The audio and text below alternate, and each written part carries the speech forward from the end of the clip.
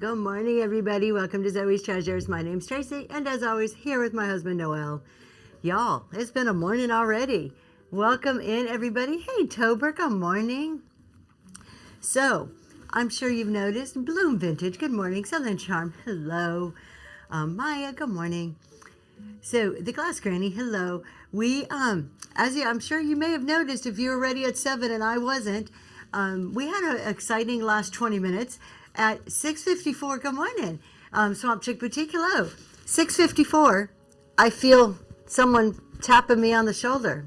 And I sleep with a sleep mask, and I pull it up and I look, and my husband's like, "Are you doing a show?" And you've never seen somebody jump out of bed. My eyes are still watery this morning. You've never seen somebody jump out of bed so fast. I'm like, "Oh, it's 6:54. And so I jumped up and I'm like, okay. And I start running around like crazy. So anyways, we're here. That's why I had to push the show back 15 minutes. I had to have time to throw a little makeup on so I wouldn't scare y'all. And of course, I had to have coffee or nothing I say would make sense in any way this morning. So that's why we're 15 minutes late. But y'all, consistency, we're here. So that's what matters, right? Sometimes life happens, but we're here. So bear with me if I feel like I have to catch up a second or two. It's late, not canceled. That's right. Y'all, there's somebody, I have not seen them yet, but I am going to yell at them. Somebody I know, somebody I feel I could yell out on here. Because last night, this person had 101 bookmarks and they didn't show up for the show. And I sent this person a text. I'm like, what are you doing? You had 101 bookmarks, 101 people waiting for you. Maybe not all of them would have shown up, right? But consistency is important. So be there as much as you can. Thank you so much, Glass Granny. Queen Flamingo, good morning. They are in trouble, Southern Charm. So let's see, what are we going to talk about? You guys, CEO participant calendar. I know our CEO challenge is over. We wrapped it up. It's kind of bittersweet. I'm happy to, we have a little break. It's nice to, not to be like super busy, but at the same time, you get to know the people that that you work close with for a month. And I really felt like, I don't know, every time I do a CEO challenge that like all of these people are kind of like they get to be my kids or something, like I feel a little protection over all the CEO participants. So we wrapped it up. I do want to show you though, we have in our back call, which is probably already pinned, there is. For our back call, we now have a CEO participant calendar. So if you're just curious who those participants were, you want to keep supporting them, you can just screenshot. You don't have to purchase it. You can screenshot it and get a picture of all of our CEO participants, season 1 and 2. Minus a couple ones. I just haven't heard back from them yet to add them. But the calendar is there if you want to say, hey, I remember watching them. Good morning, I love discounts. Hello, Kate. Queen Flamingo, you're trying to sell your entire inventory. Can't seem to get started. All right, well, y'all, if you guys are looking for anything, there you go, Queen Flamingo. All right, so just want to let you know, if you want to follow our CEO participants at all from either season, now you know exactly when their shows are on. They do have more shows than what's there. We just picked one each, or else the calendar would have got way too cluttered if we put every single show on there. Queen Flamingo, a new start. Sometimes a new start's what we need. Sometimes pulling back in our business in order to grow is what we need. And ironically, what we're talking about is growth today. So I will take any questions and we will go down any rabbit trail that you guys want to go down. But just in case you don't have a lot of questions, I wrote some notes on growth that we can talk about. But sometimes that's what we have to do. We had one of our CEO participants, Crystal's Vintage, and the only reason I could talk about this out loud is because she shared it with all of you on Monday night.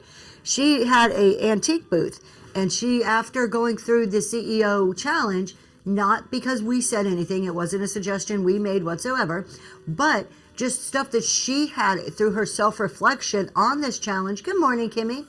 She realized that what she needed to do was to kind of focus in her efforts on specific parts of her business. And one of the things she decided to do was to close down her booth in order to allow her the time and the mental energy and the physical energy to focus in on her whatnot business. And so sometimes pulling back allows us to grow. We've been doing something similar.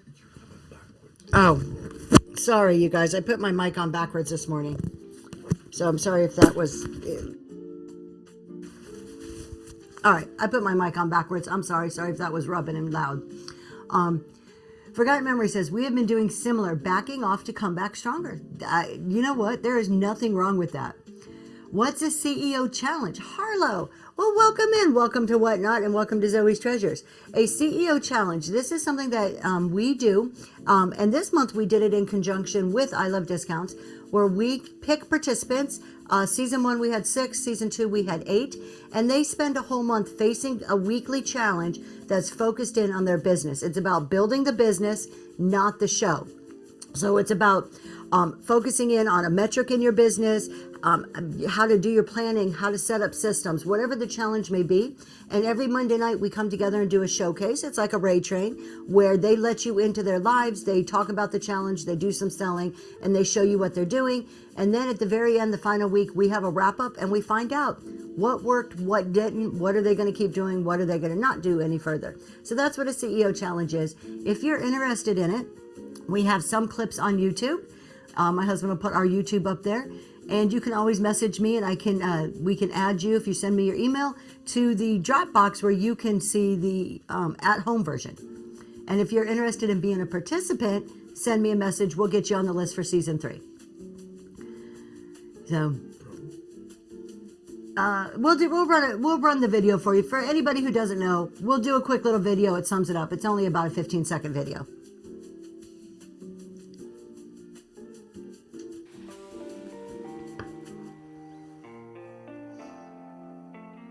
Eight sellers, growing,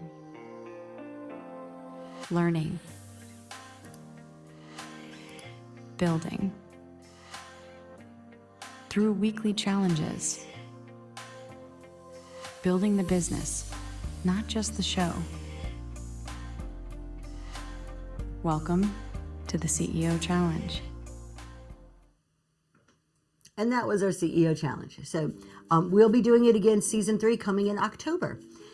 Let's see. Forgotten Memory says, pulling back sometimes hurts the consistency, but hopefully it pays off in the long run. It can to some degree, but it depends what you're doing. Sometimes you need that regrowth, that rebuilding. I always use Daisy Lane as an example. I love Daisy Lane, and I think she is doing wonderful things on this app. I don't know if it's in a moment of growth or reorganization, but she's pulled back just a little bit on some of her shows to do some organization within her in her warehouse, get things ready to come back stronger. And this is the second time she's done that. And every time that we've watched her do this, she comes back even better than she was before. So yes, it could hurt the consistency, but think about, you don't have to do shows to be consistent. And when I say shows, I mean selling shows. Sometimes you could come on and talk for a few minutes. It's staying relevant is just as important as that consistency. Consistency doesn't mean you have to be selling all the time. So staying in front of your audience. Honestly, a lot of stopping the burnout and refining the motivation. Look, burnout is real on here, and we're going to talk about growth today, and growth comes with burnout. So I want to talk about incremental, controlled growth so you don't get the burnout. Because some of us come on here, I wasn't one of them. I have been a very slow growth seller, but some of us come on here and within months we're like, triple the volume that we were doing, and we're like, whoa, wait a minute. And then it shows 6 days a week, and we're shipping, and it's all consuming. Sisters by Design says, yes, I started doing a pack and chat show. There you go. It doesn't have to be selling all the time. So the social aspect on here is real, and use it to your advantage. So let's see. Somebody said they were afraid of shipping. I think it was Queen Flamingo made a comment earlier. I'm not ignoring you. I'm just playing catch up here. Good morning, estate addicts. You agree, Michelle Ray? Yeah, sometimes you just got to stay relevant. Don't be afraid of shipping, even with the changes that are coming. Shipping is look, shipping is shipping.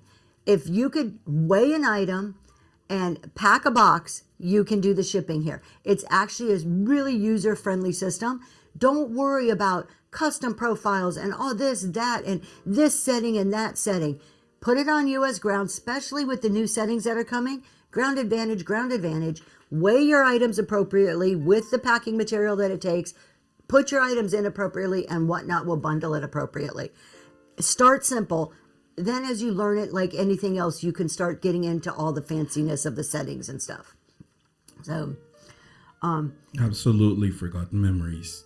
Absolutely. And it's not about who wants to do that. I really don't. Not 6 days. He says not 6 days, as we do 6 days a week. 6 shows a week, 10K in 4 months. That's huge. That's a lot. Let's talk about it. We're going to get into talking about growth. Light in the Attic says, I just put things in my pre-bids for the first time and I had to guess the weight. Is it? Oh yeah. Light in the Attic, weigh it. Weigh it. Don't guess the weights. Go ahead and weigh it. Take whatever you're doing and stick it on your scale. What does Leah have to say? Leah says, thanks for... Well, you're very welcome. I enjoy your seller chat. Y'all, I'm on incognito mode. So unless I say something, people don't know that I'm here. I'm there a lot of times. I stay during the CEO challenge. I stay on incognito mode because if I go into one of the participant shows, one, I'm observing, and two, I don't want them to feel weird. I don't want them to feel like, oh no, she's watching me. I gotta I just want them to do them, be themselves. And I don't want to interrupt their shows of having them call me out and say, oh, I'm part of the CEO challenge. I just want them to do their shows. So I go on incognito mode. So a lot of times you don't know I'm there and I forget to take it off. So let's see. It is time consuming, but that's the name of the game. That's what we do. That is part of our business. I'm ready to take the bull by the horns. You can't be fearful. That's right. You never know until you try something. I am all about trying things. Good morning, the Aaron Sphere. Hello, Hidden Lane. So let's, Sassy Vintage Chick. All my friends are here this morning. What's coming up for me? Let's just talk about a couple things coming up, and then we can, if you have more questions, throw them in there. We'll just kind of keep chatting this morning. I have stuff to sell. We may sell, we may not. We'll get there. So Friday, 7 a.m. So we're doing our business talk on Friday morning. This week we're talking about promotions that create excitement. So we're going to talk about all different types of promotions, some out of the box ideas. So come with your ideas too, Friday morning. And we're going to just talk about promotions in general. And then woods and metals are on Saturday. You guys, if you like the warm, neutral type decor, you're going to want to see my Saturday show. And then Sunday, you do not want to miss this. I am new, trying to get ready for my first show. I'm just paralyzed by the technical aspect. Kimmy, you have a phone? I'm guessing you have a phone. You're typing to us right now. Maybe on a computer. All right. You got a scale? And maybe a light? I'm sure you have lights. You live in some place with a house. You have lights. You don't need fancy ones. You're ready. That's all you need for technology. That is it. Now, as you start to get bigger, you do not need one to start a show. No. Eventually, a thermal printer is fantastic. Time saver. It's wonderful. But you need a way to print labels. Okay. If you have a regular printer, you can use that. You can go to a library and have your labels printed. Is it a long-term solution? No, but will it work for a show or two so you can make some money if that's what you need to do to get on Amazon and buy a $30 thermal printer? That will work, right?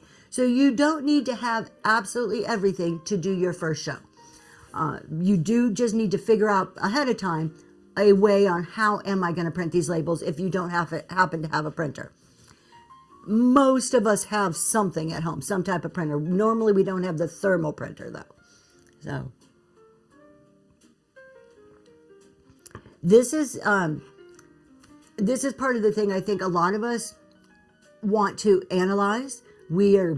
It's paralysis. Was it paralysis by analysis, where we want to analyze, we want all the details, we want to make sure we know every little aspect of something. We want to be 100% confident that we are not going to screw up before we hit go live. Little secret, we all screw up sometime. It's going to happen. It's happened to every single person on this app. They've screwed up. So don't worry about it. If you be honest about it, put first show in your title. And when you're there, if you're, I suggest go and read some stuff on Whatnot. Do a little bit of work so you have some clue what you're doing. But if there's something you're just not sure about, be honest in your show. Hey, everybody, it's my first show. If you've been around a while, can you help me figure this out? your audience will be more than happy to pitch in and help you. The thermal chipper printer is so much cheaper because of the ink. I totally agree. Yes, it's a well worth investment, and you don't have to get the top of the line.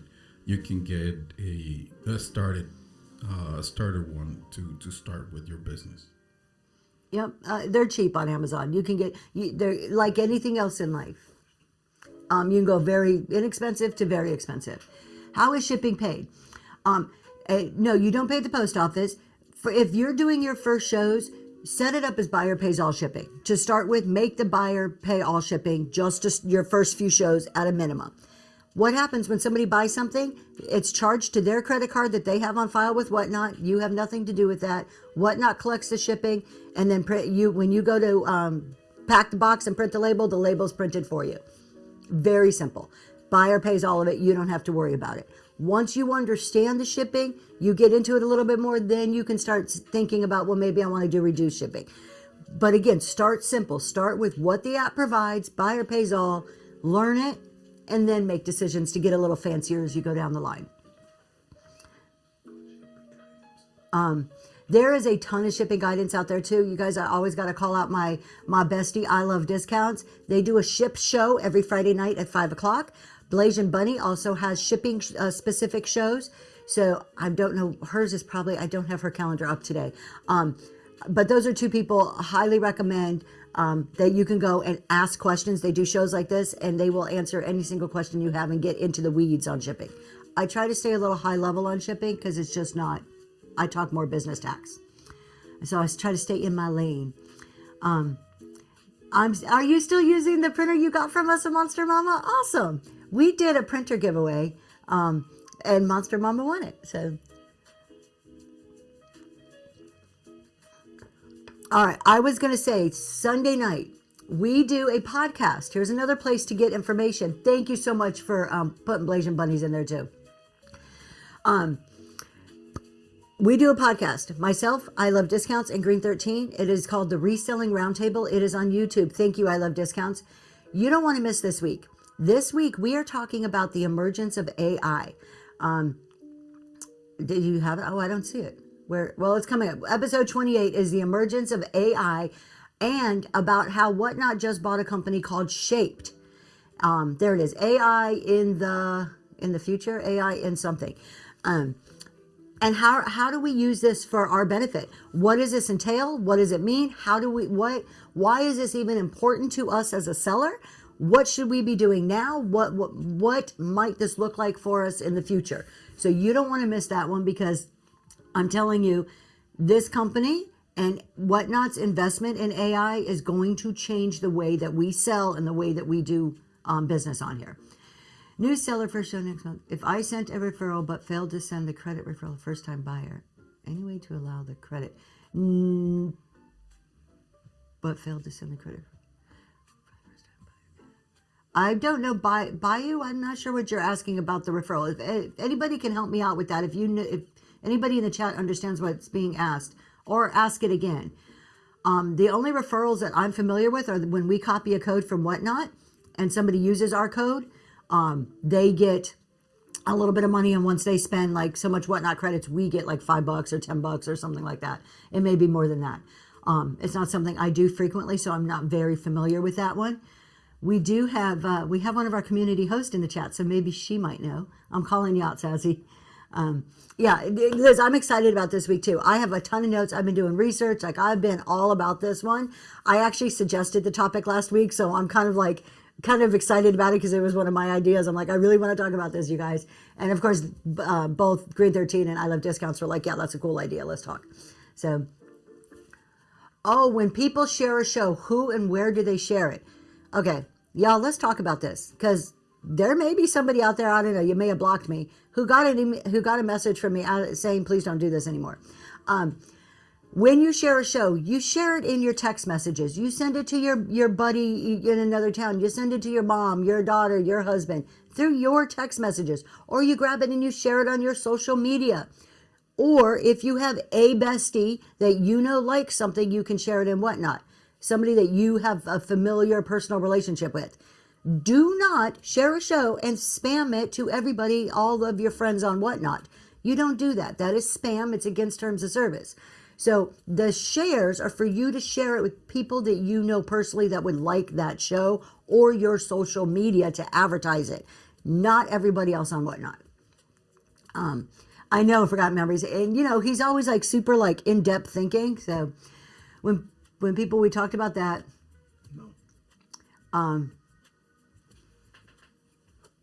I love discounts. Have you guys been talking about the AI these last couple of days? Because I can't wait to hear what you bring on Sunday. What information you've gathered or want to share with all of us on that day. Buy you some fun. The referral is for you to share it, that referral with someone that you know. Oh, about the podcast. And so they can come into your show and get credits when they join into Whatnot.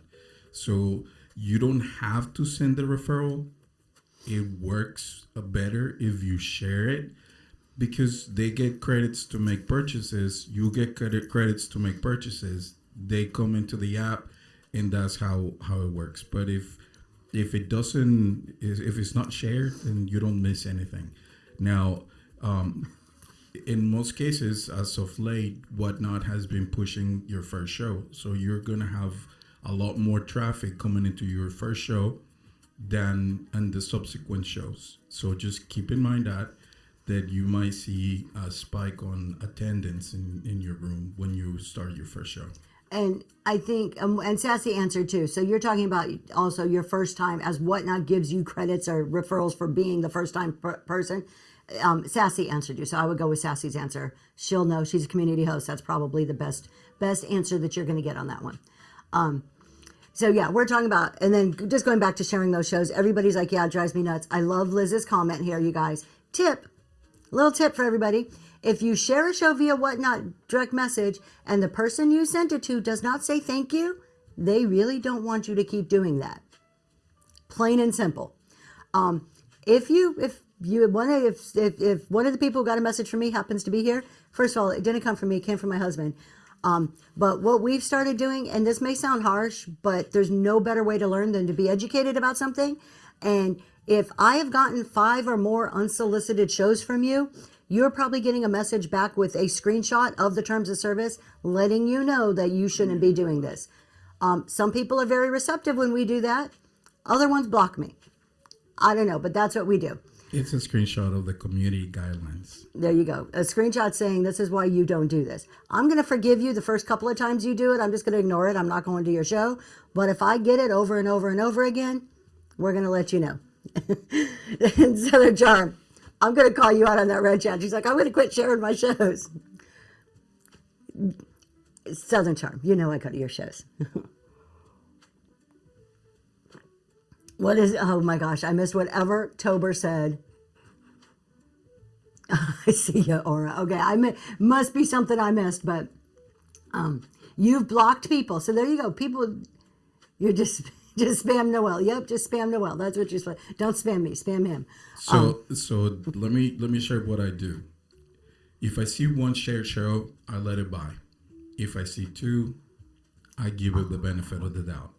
If I see 3 or more, I send the text with the screenshot. They keep doing it. I report the account to Whatnot for spamming. That's what I do, because it's a violation of the community guidelines. So if you want to be reported and you want your account to be possibly restricted for violating community guidelines, then think about it. He's more strict than I am. I let it go a lot more, but the problem, he does this on my account. This is why we have separate accounts, y'all. I Love Discounts asked us for the longest time. They're like, why do you guys use separate accounts? Zoe's Tea Mod doesn't advertise Zoe's Treasures. And I'm like, well, I mean, it's the same name. Nobody spells Zoe like we do. It's a little odd. But you know why we have separate accounts? Very early on in Whatnot days, he would get on my account. We shared at the very beginning. And he would get on my account and he would go in people's rooms and want to type something, and I'd be like, don't say that. No, don't say that. And I'm very picky about about my brand and what it represents and what I say. So I was always over his shoulder, and he got sick and tired of me being over his shoulder. So he created his own, and now it works like that. So that's why we have 2 separate accounts. Michelle, no, it's not that you don't have to share your show. For example, sometimes I see something, I'm wandering the Whatnot streets, and I see something that maybe my wife will like, or maybe Southern Charm would like, or Tony collects glowy glass, and I see something really unique, then I share the show. But I don't go ahead and, because my wife is going to have a show on Saturday, I grab that show and I spam it on DM to all the vintage community. That's what you shouldn't be doing. So if you're spamming the vintage community or any community at all with your shows over DM, that's a big no-no. So just keep that in mind. And Monster Mama, I love this. If you share your show with me, guess who's getting my next show? Love that, Monster Mama. Bayou, I wouldn't send them a DM. If you've created a relationship with some, then maybe, if there's a true relationship there. Other than that, what I would do if I were you is go into their shows. When they say, hey, everybody can share, or through general conversation, be active in the chat, being part of the community. That information naturally comes out without being spammy. That's the best way to do it, is to be an active member of the community in these seller shows that you care about. And then that information starts to come out. Particularly if you've built up relationships with some of them, I am sure some will give you a shout out and be like, hey, y'all, this person's been my buyer for years. They're doing their first show. That's just, a lot of us just do that because we've built up the relationships. So, but there's no other incentives, Kimmy, for sharing besides the new point system. But like Forgotten Memories pointed out, I didn't read the comment, but you can copy and paste and actually not share it and to anybody and still get the credit for the share for the point system. It's just the fact that so many of us, and particularly the more people you're following and you have that connection with, you just start getting all of these, so many. It's just, I probably get 30 a day, and it's a lot. And what happens, think about this. What happens is that these messages don't all get filtered into that spam filter or the other comments filter, and they get mixed up with actual comments from my customers that I need to reply to. And sometimes I miss stuff that I need to reply to because my inbox starts getting filled up with spam. And that becomes a problem. That's when I start to get annoyed about it. Absolutely, Couture Karma. 100% agree. And be more thrifty. You're not alone in that street. I don't get those points either. Yeah, what Liz like, share them to Instagram and Facebook. That was, I think, the main intent behind it at the very beginning. And it doesn't boost the algorithm. It doesn't. It's not going to help the person get higher. It's not going to help you get higher in the algorithm. We don't have the new point system yet either. I keep waiting, but Whatnot's like, nope, you are too far down on the list. You don't get it. I keep waiting. I'm like, I've been trying to hold off a opinion on the point system until I actually get it and get to play with it. Right now I'm indifferent to it because I can't even use it. Good morning, Lori. Yeah. And Good morning. Kimmy, staying the raid is not going to help the seller. All it's doing is just before the raid, people start jumping ship. And it's just a little bit more of a courtesy thing to go into the other seller's room just to give it a test and a tryout to see what they have. And it's just nice to raid with more than 2 people, but you don't have to. And this is an interesting point. 2 people, Forgotten Memories and some kind of Southern, says like their other accounts or husband or whatever has it. Reselling Roundtable. So we do have a Whatnot profile called Reselling Roundtable, which my husband set up to advertise our YouTube. So sometimes you'll see him come into shows as Reselling Roundtable. That has the point system. You know what? I have a feeling, I don't know if this is true or not, personal observation, that the newer you are, the faster you're getting the points. That the ones of us that have been around a while are down on the bottom of the list. Because out of the 3 of us, the 3 that my husband and I have, we actually have 4 accounts. The most newest account is the one that has it. So, yeah, give people shout outs. These are the people who have helped you grow. Exactly. You will hear us. Now, I frequently talk about, the people that I'm close to, the ones that I see in person, but we try to, whenever we can, and that's the same reason we quit doing sponsorships, is that when we call somebody out, it's in a good way. It's because we believe in that person, because that's like an honest, like, hey, I really want you guys to know these people, not just because they paid you to call them out. Oh, it's the opposite for you. There are a ton of training videos, Kimmy. Yes, there are. And I highly recommend help.whatnot.com. And there's links to videos in there. Where's the seller? What is it? Whatnot Seller Hub? The Seller Academy. Seller Academy. Tons of videos. Best thing you can do is go and watch those videos. But I've seen some give points, not sure how. You have sellers can give really? That's interesting. I wish I could talk about the points. Until I get it, I can't. I don't feel like I have any real basis to talk about it.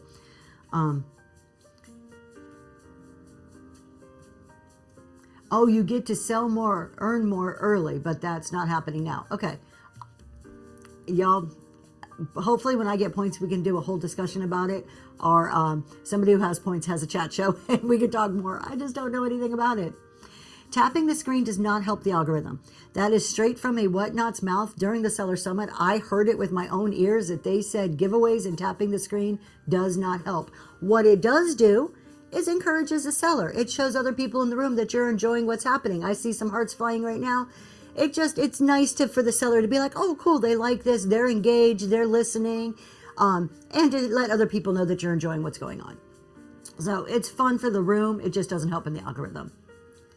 Kimmy, here we go. This is what I did. Look, you go into Google, you type Whatnot Seller Academy, and voila, there you go.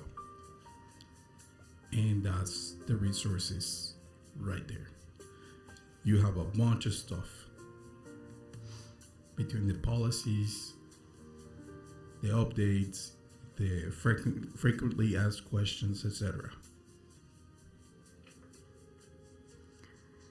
All right, I love this question. We did a whole show about this, so I'll talk about it a little bit here. But if you want to hear 2 hours on this, I did 2 hours. It's on YouTube on the algorithm. What did we do about 2 weeks ago? But Leah asked, what's the best way for viewers to boost the algorithm besides buying?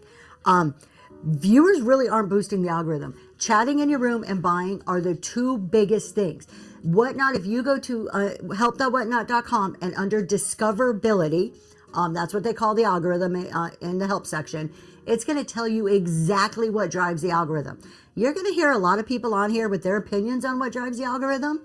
Most of them are either their opinions or what their chat GPT told them, and most of it's not true. You want the one honest to goodness truth? Go to help.whatnot.com. They tell you what it is.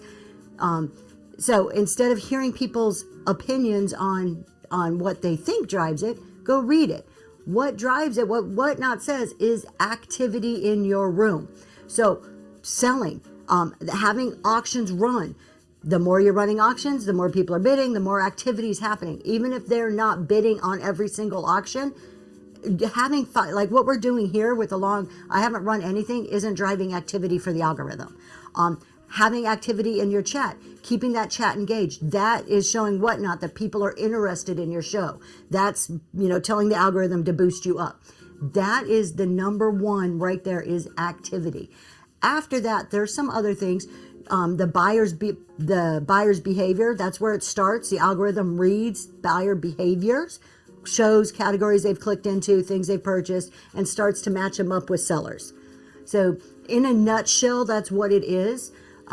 How you number your items, all of that stuff doesn't matter, particularly in a show. Pinning an item does not drive activity.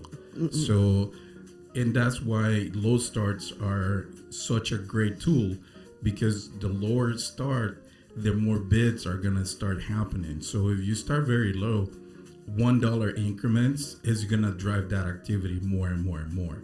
So it's a genius idea. I saw another comment. Oh, Miss Cherise, thank you so much. I was thinking about you yesterday. And they said all these things boost visibility. The Chantilly, Shandili. I can't I can't read your name. I'm so sorry. If you spell it out like I'm a first grader, and I will try. I'm sorry. Thank you very much. We try to base our stuff on fact. I will, and this is one thing I have said multiple times. Enchanted Dilly. There you go. My husband had to break it down for me. Any chat show you go into, mine included, as a viewer in that room, you should feel free to say, where can I get more information?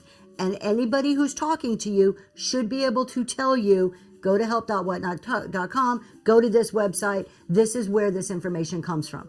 Anyone should tell you, or they can reference a book they read.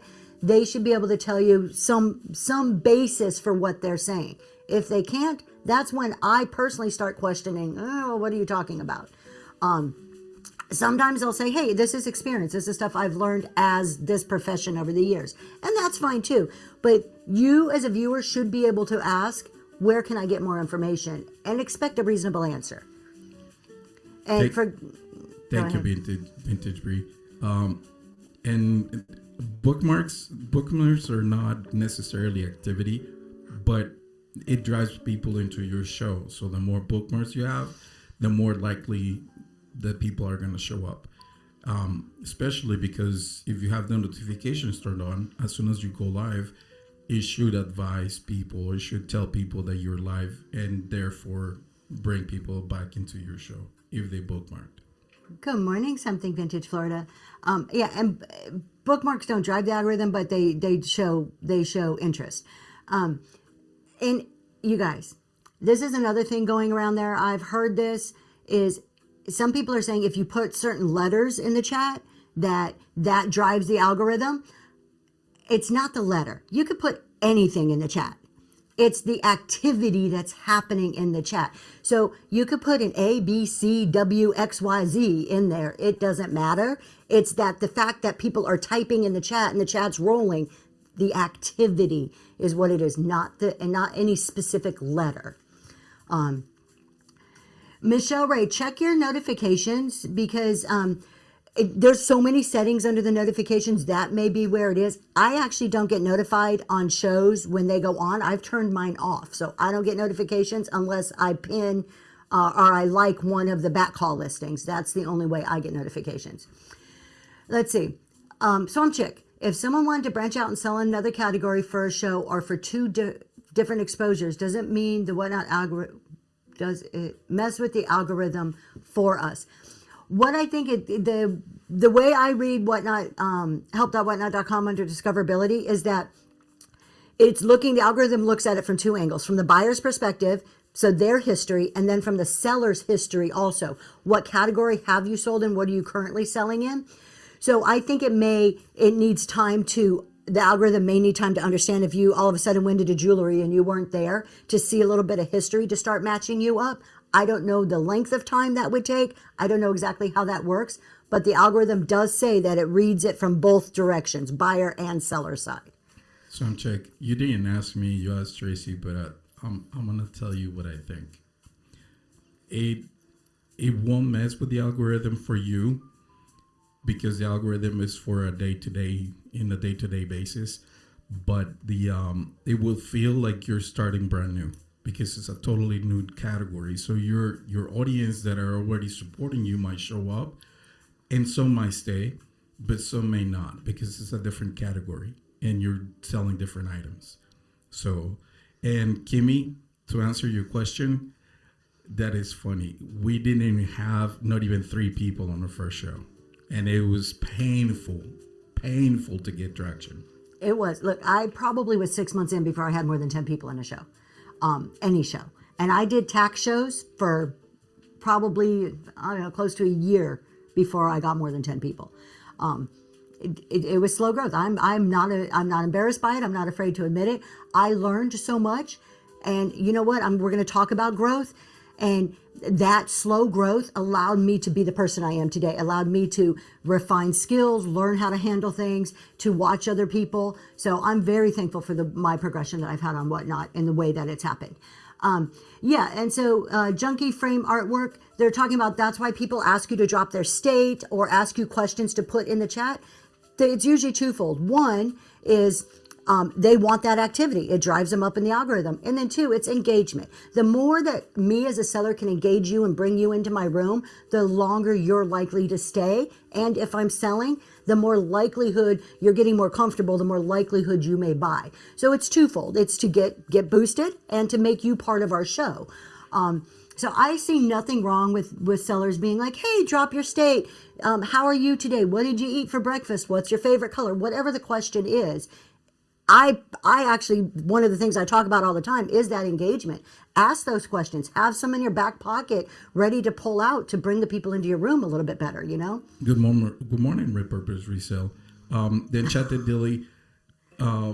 People are very used to the search, and so to help you with people doing that, I would suggest not just, don't put it on the vintage category, but change your title on what is it that you're going to show. That way, if people are searching for something more specific that you're selling, for example, holiday stuff, then they're probably going to find you a lot easier. Robin's Rusty Relics, you are so correct. It is not a get rich quick thing. It does take time. And anybody who's selling you a secret sauce, a book, a PDF, anything. Look, I sell PDFs too. I have guides for sale right now. But none of this is going to make you successful. All of those things are tools, education, information. What makes you successful is you, your commitment, your consistency, discipline, and your integrity. And all of that comes from inside you. Nothing that anybody is going to sell you is going to make you rich. You have to put in the work. But also set goals. I remember when she started, she was ready to give up on the first few because she was not times. sure, and she kept on trying. And then she would say, if I can only sell 2 items, and then if I can only sell $50, and then it became, if I sell $50, I'll do a giveaway. And then it became, if I sell every $50, I'll do a giveaway, and so on and so forth. So every step of the way was a new goal to be set. Good morning, Robbies. And I saw another good morning. Who did I miss up here? I saw somebody come in.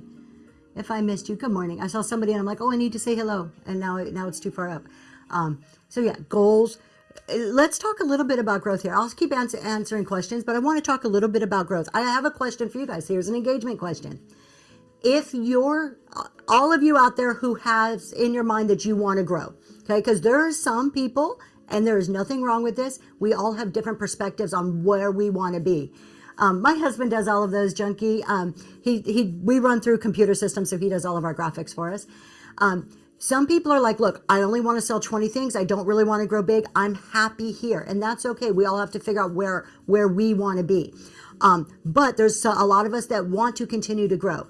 If you're one of the people that want to grow, if your people in your room and your sales were to double, you go and do a show an hour from now and everything doubled, are you ready for that growth? Could you handle it? Just put a yes in the chat if you can handle it, or a why. If everything were to double right now, are you really ready for it? Okay, we have yeses. Let's break this down a bit, because I expected everybody to be like, yeah, I can double right now. I can grow. And I think some of you would be yes, but I really want to break down what growth really means, because what do we hear all the time? No, we're going to talk about it. Double your sales and double your people, like your next show. So if you normally have 20 people, if 40 people came and you made twice the amount of sales, could you handle it? It would be messy. I like that, because that's where we're heading with it. You would have to do more of your time trying to be strategic. And that's kind of where I wanted to go with this today. A lot of questions, the first 2 questions everybody seems to come on Whatnot with: how do I get people in my room? How do I keep them? How do I get more sales? All of those are growth questions, right? They're all like, I want more. Just means double the ums. And Sassy doesn't want to work that hard. And that's cool. Like, I recognize the fact that some people, they're right where they want to be. And then there's others that want to get bigger. Either way is fine. That's a personal preference on where you want to be. You'd have to get your husband's button gear. See, one of the things that that happened to her is when she went to Dollar Starts, she didn't realize that she was gonna sell out, and she ran out of inventory so fast. Yep. And she couldn't refill that inventory fast enough. She couldn't keep up with the sales, so she had to step back and rethink because it was way too much. Yeah. And that true story, it's exactly what happened. I went to Dollar Starts. The growth started happening so fast that I had to stop all Dollar Starts. I couldn't keep up with what was happening. I was drowning myself in shipping because everything I was selling was shipping. Good morning, mamas. I was drowning myself in shipping. I couldn't source enough. I didn't have enough hours in the day to do the shipping, plan the shows, go sourcing, to replenish. Yeah, it was overwhelming. The shipping will kill you. And this is why I ask, are you really ready for that growth? Can you ship twice the amount of orders? Can you replace the inventory and maintain it on a regular basis? Really think about that. Good morning, Lemon Tree Gift. Some of you may have room, a room or totes full of inventory. I had probably 10 or 15 totes full of inventory plus shelves lined with inventory that I blew through within about a month and a half doing Dollar Starts, to the point where I couldn't keep up. I would literally walk back to my storage and be like, I only have 20 things here. How can I even do a show? And then it was panic sourcing. Then it was rushing out to try to buy stuff as fast as I could. When you really start thinking, what does growth mean? There's a lot behind it that many of us are not ready for, that much explosiveness. Can you maintain? Here's the other thing. Yeah, then I was just grabbing stuff, and then I was taking losses. It wasn't financially, it was a bad decision making. So I pulled back. I quit doing Dollar Starts to regroup and figure out what the heck, how do I, okay, I'm like, okay, Dollar Starts is a great tool. I love it. It's going to work, but how do I handle that? How do I handle that in a way that I can still keep up with everything else? That's when I came back doing Dollar Starts with only about 50 items. I'm like, okay, because it gets exciting. People are buying your stuff and you're like, yeah, I'll bring more out. I'll keep selling when everything's, getting bids. And then all of a sudden you've sold through everything. So I had to stop. I had to be like, I don't care if everything sells out at 50 items, I'm done.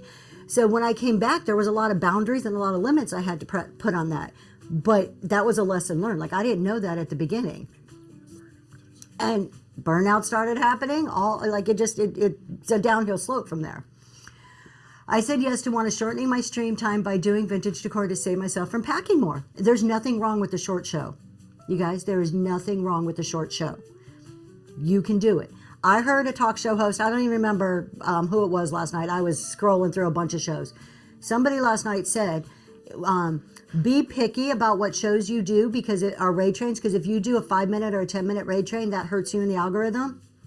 There's no proof of that. There's Whatnot doesn't allude to that in any way in their discoverability stuff. It is okay to do short shows. At what point would you consider doing Dollar Starts? I would consider doing Dollar Starts after your first few shows, but I wouldn't say go do a whole show of it. I would say test it out and do it slowly.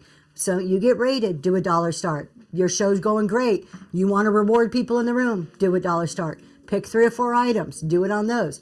Not everything at once. Do it small scale and build up to it as you see it working. That's my suggestion. Dollar Starts makes you curate the, yes, Daisy Lane right there. She is a Dollar Start seller, high value, beautiful vintage and antique decor items at $1.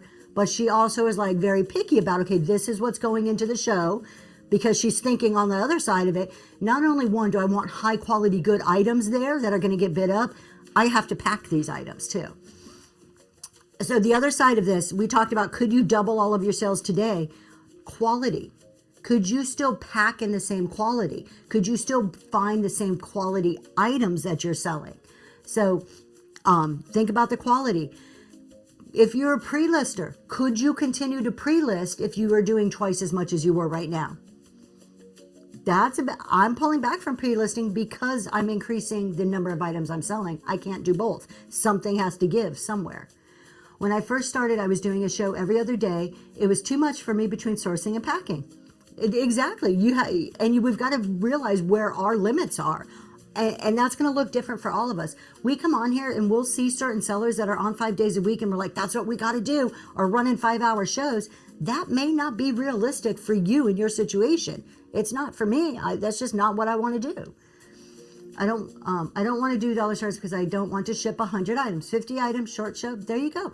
You find what works for you. People telling you, oh, you have to be on 2 hours, 4 hours, 5 hours. I'm not saying it doesn't work or not to listen to them, but because it works for them doesn't mean it's going to work for you. If you're on for 5 hours, do you have a chance of selling more than you're on for 2 hours? Well, yeah, just because you're on twice as much. That makes sense to anybody. Does it mean that you have to do that in order to be successful? No, it doesn't. You can design your show and the items you are selling to be highly successful in the way that you want to do it. It's being strategic about what you're doing. I do a Saturday show. I'm doing around 80 items right now. My goal is to get to about 150 items, but I've hired shipping help at this point. I'm doing slow incremental growth, and that's it. I'm not going to do a 5-hour show. Mama says, I do my anchor show and then a raid train when you want to, like a little cherry on top to complement what you're already doing. Do I recommend raid trains? Yes, only if they complement your current business strategy. I do not suggest anyone build their business around raid trains. Raid trains are addition to your strategy, and that raid train should fit into your business model. So I've really pulled back this year, super selective on the trains I'm going to be on, the trains that I say yes to. I have a very strict criteria now of trains, and it's not because I don't like the people running them or I don't like the trains. It's because I need them to fit what I'm doing. When you're chasing everybody else's trains, hello, Old River, when you're chasing everybody else's trains, you're not working on your business. You're working on their version of what they want to do. And that's not good for you. So for me, I do trains that, one, support the community or are completely in line with my business model. And there's only one exception to that, is a train I'm doing next month. So I have 2 next month that are community building trains. I'm happy with that. I have Blasian Bunnies coming up, which it's community building and it's a chat show format where you get to talk about business or how to help people or anything that would be helpful to sellers or buyers on the app. Totally in line with what I do already in my business. Those are easy yeses to me. To go and do some competition train, probably not an easy yes. That's not in my business line, my business model. Doesn't mean I don't like those trains or I think there's anything wrong with them. It just doesn't fit me. So good morning, Old River Trading. Good. I'm waiting for her to take a breath, but she doesn't stop. I said good morning. I saw them come in and I said good morning. So Mama says, yeah, I host more trains than they do join, but they like to plan it. So what you got to figure out what works for you and what aligns with you. Now, my one exception that I'm doing next month is the Best of Southwest or the Southwest Decor. I forget the exact title. I have it scheduled. It's the middle of the month. And I said yes to that one because historically for me, I've done that train 2 times before. Both times that train has been a really good money maker for me, which is an outlier. Trains normally don't make me money. Not a lot. Like, it's not like one of my regular shows, but that one I've always done very well profit wise. So I said yes to it because money is part of my strategy also. So surprise, I want to make money. The Lost Ledger, good morning. So the other thing is, in addition to continuing to, could you pre-list, can you do all the stuff you're doing and the quality on growth? Good morning, the Thrifty Cottage. Could you also, if you're selling twice as much now, keep up with your bookkeeping, keep up with any of the administrative stuff, your social media, all the other things that go into running your business.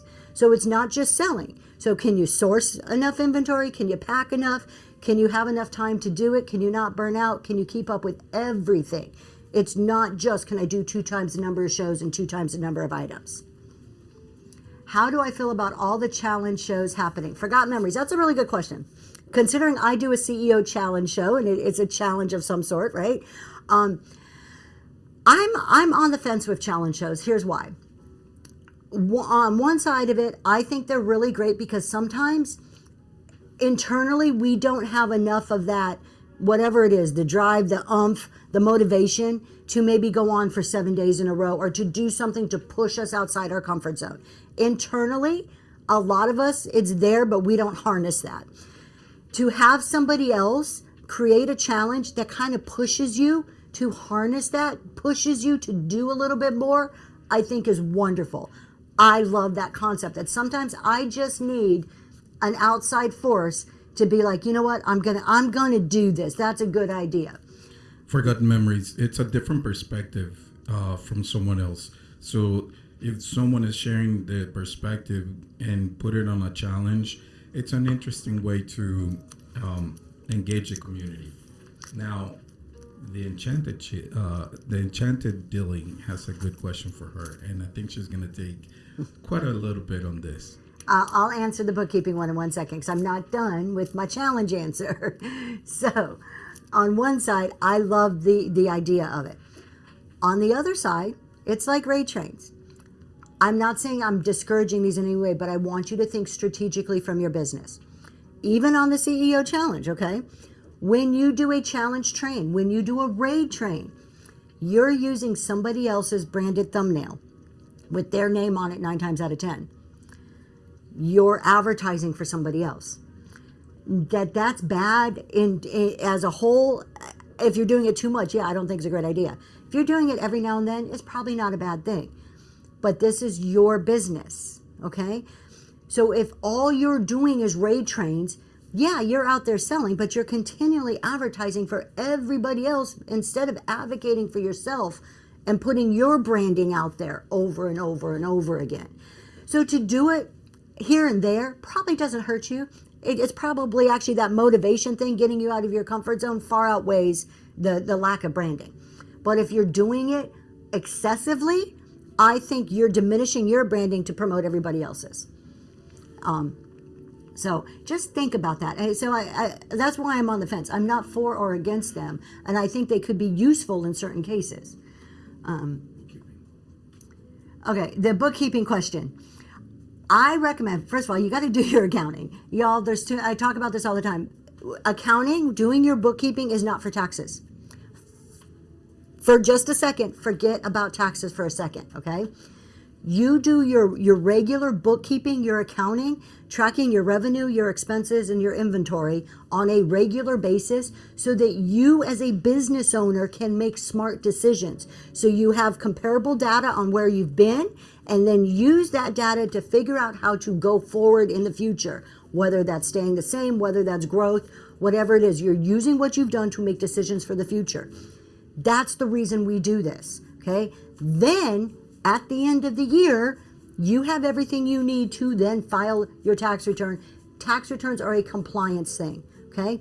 Do we plan for them? There's some other considerations, yes, but that's not the reason we keep our books. We keep our books to be good business owners, to make good, strong decisions for our business.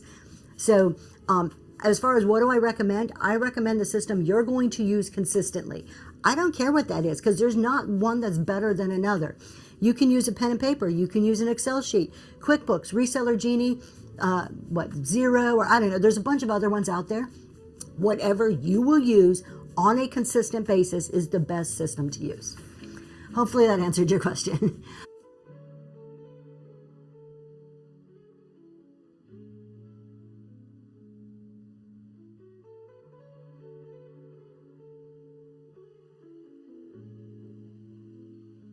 My husband says I need to sell something. I'm going to answer a question and I'm going to sit this here for a second so you guys can stare at it, and then we're going to sell it.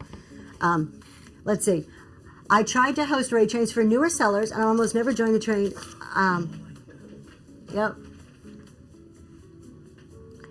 Exactly. Crystals, don't wait until the end of the year or the mid-year or whatever to find out if you're profitable or losing money. How do you change stuff? If you're losing money, how do you change things if you don't know, if you're not watching it throughout the whole time? Kate, good morning. Okay, my husband brings me stuff. He keeps me in line. He's over here telling me what to do. In case you're new to my show, he just sits here and just yaps at me. Sometimes I listen to him. Other times I ignore him. But he wants me to go ahead and sell this. So you're going to put the camera on it?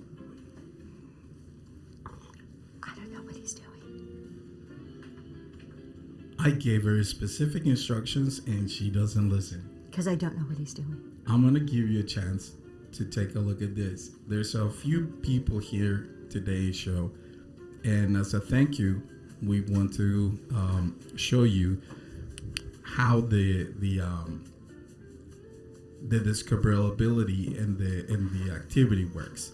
So take a look at that. Take a look at that.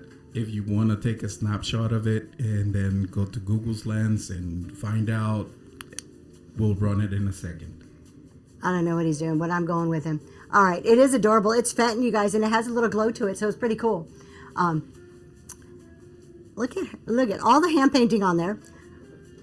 I think she is so adorable. She does have a little bit, I'm saying a she, cat, has a tiny glow. It's not like a super glow. It's very, very little. Little signature down here. So this was the artist. Who's the artist? It looks like Kentucky, but I don't think it's the name Kentucky. But there's an artist down there. Something Tons, K-Tons. And do we have a Fenton mark? We should have a Fenton mark on here. I think the Fenton mark is right there. I can kind of feel it. It's hard to see. You're not going to be able to see it. It's too tiny. So it's right there. All right. Newtons. Thank you. Newtons. Yeah, I couldn't see it. You guys can like get bigger, but I have to like, hold it up to my eyeballs and I can't see it. All right. We're going to go ahead. Let me get this ready to run. No, he's yelling. My love, you're driving me. Y'all, anybody want a husband? I'll run him for $1 and you can take him because he is driving me absolutely insane. Miss Charisse, this is your opportunity. She's going to run me for $1. Do you have any more of the Lyseller? We do. They should be in the bin.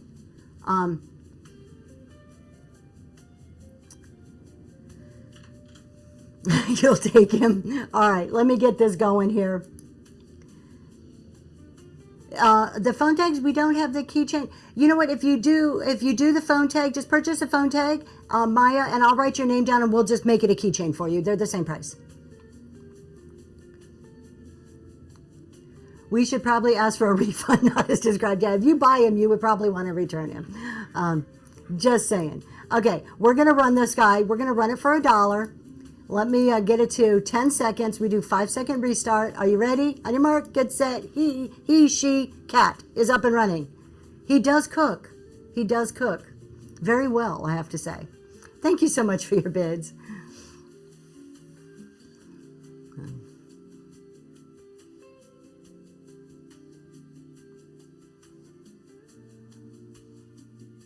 Thank you. Robbie's Unique Treasures, congratulations. This beauty is heading to you. I've got other stuff. Let's just, while we're running, let's run one more thing and then we'll talk a little bit. Let's see. Actually, we'll run two things because I have more cats and then I've got an owl. And playing cards. We'll get to playing cards. I know you guys like playing cards. Now she decides she wants to get on the bandwagon. We're about to get back to chatting because I want to talk about growth. I've got some really good growth points to talk to you guys about. But I have these two porcelain little babies. And congratulations on that purchase. Congratulations. Look how sweet these are. These are little porcelain kitties. There's two of them. They're beauties. Figurines. Put them on a book stack. They'll look adorable. Running right now.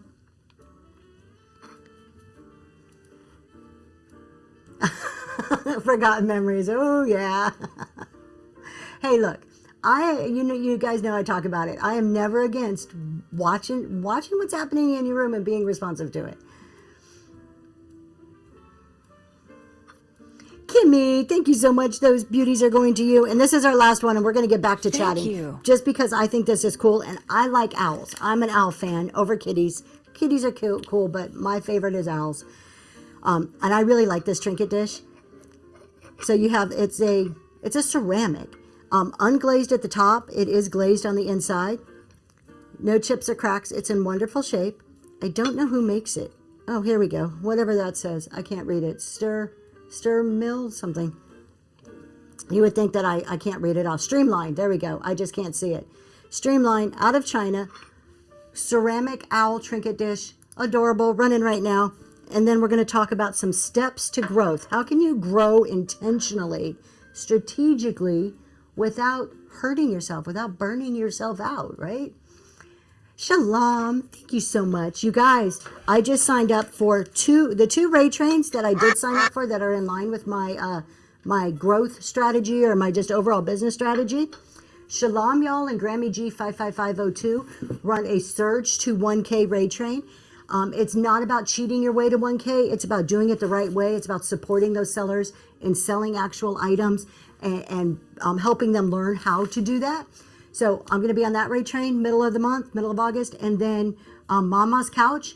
Mama's put the name of it. The name is escaping me. It is another new seller raid train that we're going to be on. And it's the same concept. It's just helping new sellers out. Those are in kind of my business strategy, the rising tide. Thank you so much, of supporting the community. That's kind of in line with where I'm at as far as where I want to go with business and choosing trains that fit that.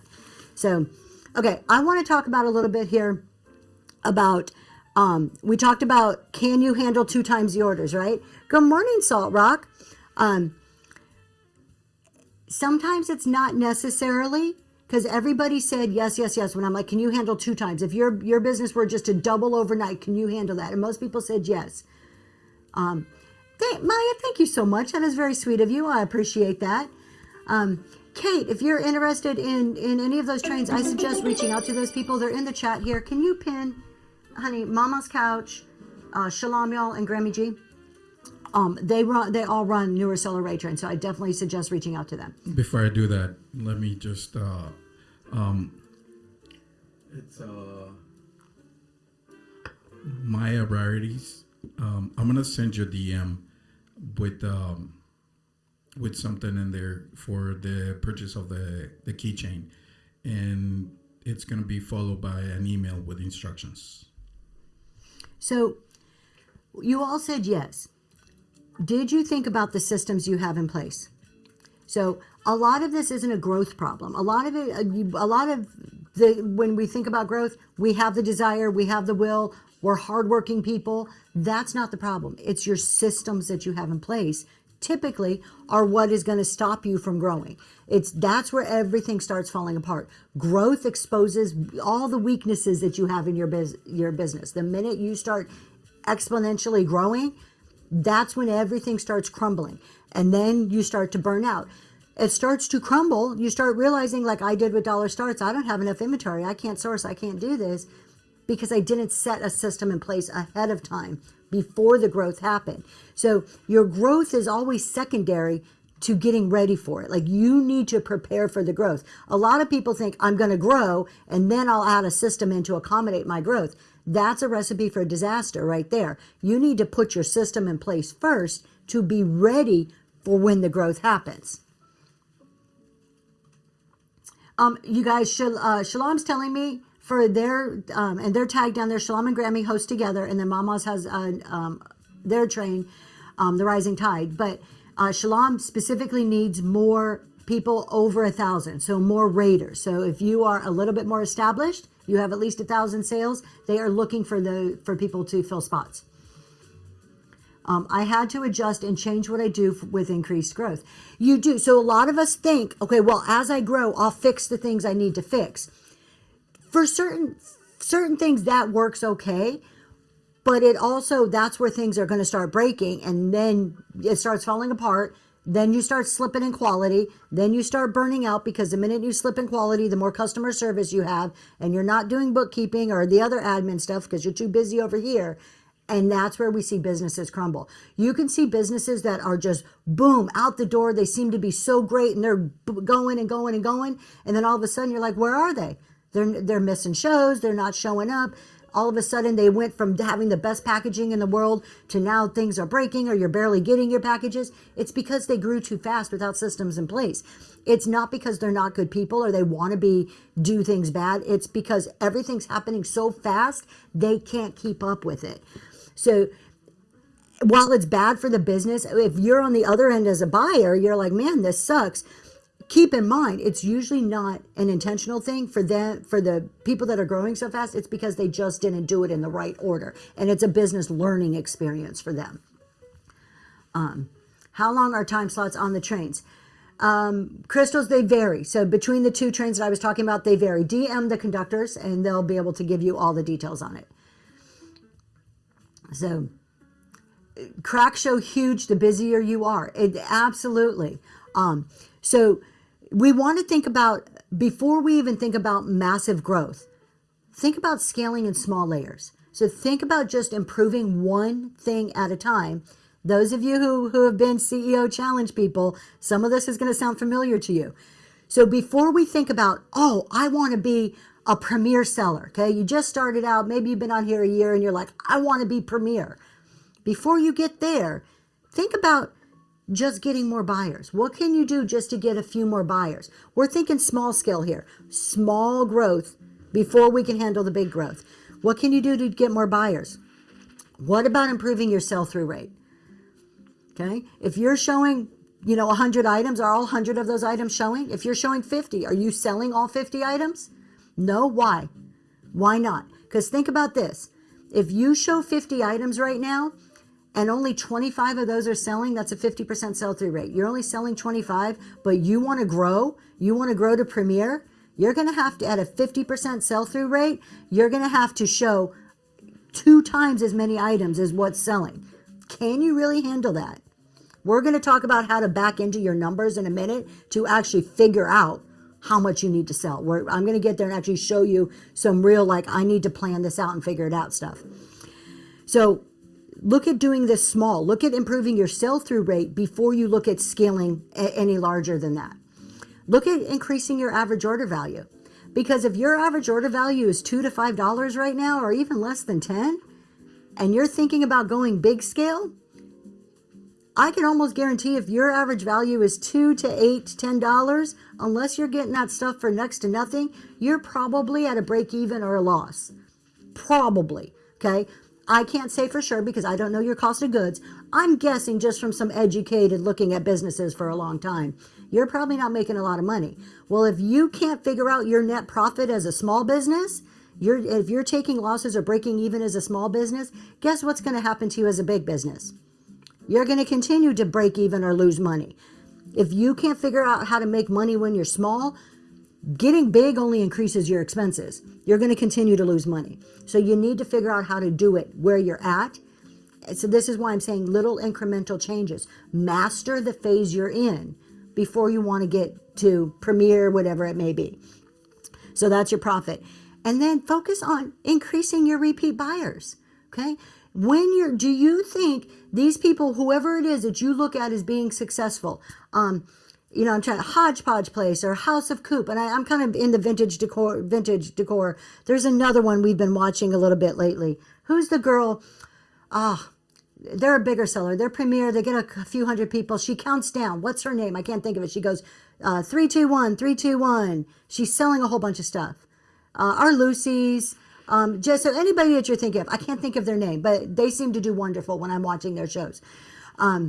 Jen's Cozy Cottage. Thank you. That's who I was trying to think of. So if you're looking at them, do you think that the majority of their money comes from brand new people every time? Yes, they have new buyers.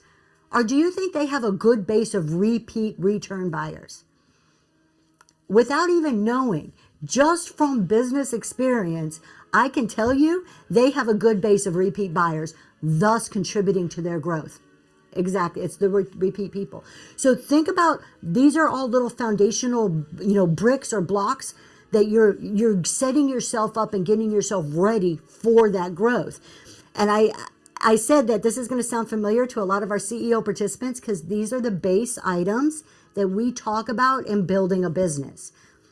You got to build the foundational concepts before you can get really big.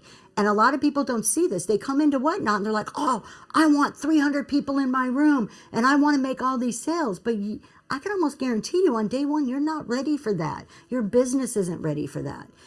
And having those goals and those visions and that dream isn't a bad thing, but prepare yourself for it so you don't fail at the end of it. Get ready for it. You're like, no, I don't want 300 people right now. And not only that, the other side that we don't talk about a whole lot, can you handle 300 people in your room? We have 103 right now, and sometimes the chat's hard to keep up with 103. I have my husband over here going, you missed it, go back to that comment. It's difficult. The bigger and bigger and bigger your room get, it's easy to get less and less personable. I'm not saying, I'm not getting on any big sellers. I'm just saying as a matter of fact of the way we're one person sitting here, the more people you have that you need to be engaging with, the harder it becomes. Think about going to a party that has 5 people in it versus a party that has 300. How many are you going to have interactions with, right? I went into a first show and she wouldn't start until she had 50 people. I didn't. Yeah, that's terrible. When you do that, and I know a lot of you are sitting here agreeing that that's terrible. If you're one of those people who say, oh, welcome in everybody. As soon as we get 30 people in the room, we'll start the show. What am I, chopped liver? I'm not good enough for you to run your items? Don't do that. That's just, look, it's stupid. I'm going to call it the way it is. That's just stupid. So I'm going to be a little bit, not because she's my wife, but when you stop and think about what she's talking about in terms of business, she's been analyzing and she's been auditing business for a long time.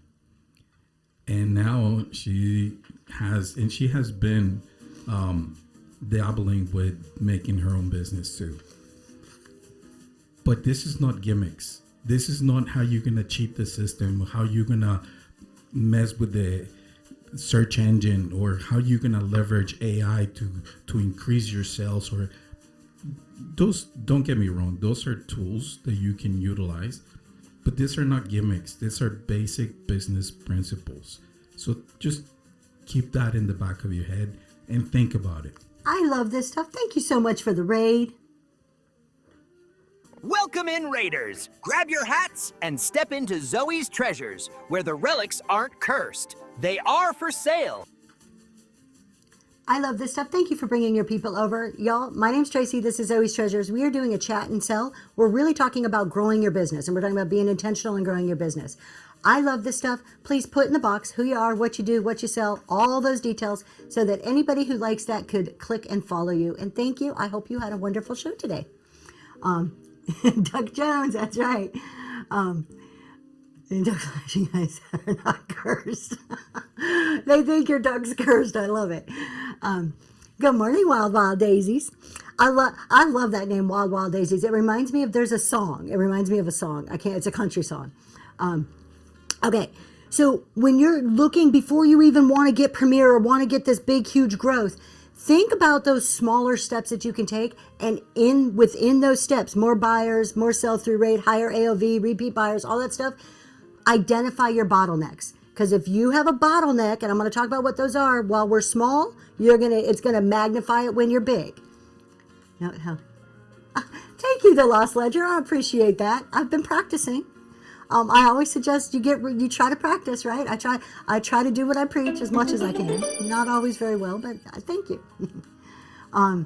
So identify your bottlenecks. If you're trying to increase your sell-through rate, so that means more items are selling, and you realize you don't have enough inventory is your bottleneck. If you can't keep up with the demand, right?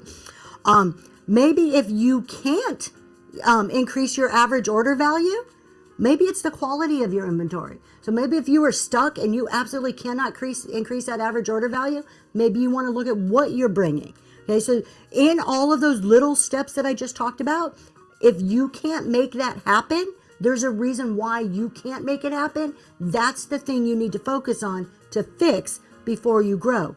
So maybe if you get more buyers, but you're starting not to ship things out on time. That's a time management issue. You need to fix time management, because if you had 10 buyers and now you have 15, and now things are starting to not go out on time or not get packaged right because you're running out of time, that's only going to get worse as you grow. So within each one of these, there's a reason. If you can't make it happen, if you can't get more buyers, if you can't increase your sell-through rate, get a higher average order, if you can't increase your repeat buyers or increase your profit, there's a reason why, and you shouldn't be aiming for a lot of growth until you can identify that reason why and fix it. If not, you just have a foundation with a bunch of cracks in it that you're trying to build on, and it's not going to turn out pretty. It just won't. How do we get Whatnot to give vignettes their own category? I have no idea, but I know that there's a suggestion box I would suggest that. Also, go and talk to a community host and just say, hey, are they talking about any of these categories? That's what I would do. I wish I had some secret to whatnot. I have to talk to the bot just like everybody else. I wish it was different. You know who I Love Discounts is, but you talk her up like she was new to you. Thank you. Yes, I Love Discounts is a buddy. They are some of my besties on here. Here's something else too. How is your cash flow right now? You don't need to give me numbers. Just think about it. It's more rhetorical to think about. When you're thinking about growth, let's just say, okay, look, I got my foundation. I got these small things mastered. I'm improving all these little things in my business. I'm ready for growth. Where's your cash flow at? Growth costs money. It's not, I'm going to sell more, make more, and then I have the money to grow. No, growth costs money. Before you grow, it costs money to make money to some degree. So you need to think about this before you get big. You're going to have to buy more inventory before you can sell that inventory. Okay. If I want to go from selling 50 items a show to 100 items a show, I have to double what I'm buying, which means I need to invest more money on the front end before I ever sell it. So you need to think about, how is your cash flow now? Are you right now whatever stage you're in, managing your cash flow? Do you have reserves? If a big opportunity came by, if somebody called you out of the blue and says, I'm going to imagine you're a vintage decor seller. I have 300 pieces of Fenton glass that I'm ready to sell for $4,000. Whether that's a good deal or not, just go with it. Do you have $4,000 in your bank that you're like, that's a deal, I'm grabbing it? Think about your cash flow. That needs to be in place before you can expand really big. It costs money to grow, not just your inventory. The more inventory you have, what do you need if you have more inventory? More space to put it. More shelves, maybe a bigger area. That costs money. Okay? Maybe it's costing more area in your house, more packing supplies. All of this costs money before you're ever reaping the rewards of it. So understanding your cash flow is huge before you can grow. As a seller, how do you stay excited about running items that have been sitting for a while? Recommendation on inventory that's not moving. For inventory that's not moving, I would ask, first of all, why? Why is it not moving? If you've shown it 3 or 4 times and nobody wants it, that's a big market data feedback for you. Maybe it's just not good inventory. Maybe it's time to get rid of it, donate it, put it for $1. Maybe you can use it as $1, even though I hate doing clearance inventory for $1. I just do not think it's a good method. But get rid of it, buy new inventory. Liquidate it the best you can.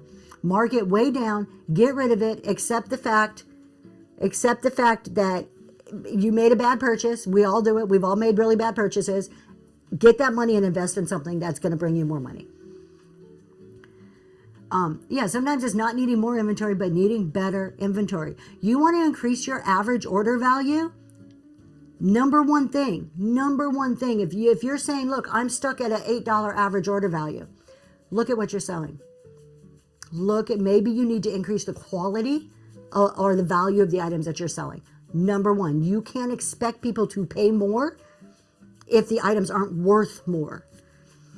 And I'm not telling you go out and just do a show of nothing but swung vases or Coach purses or whatever the high-end thing is in your category.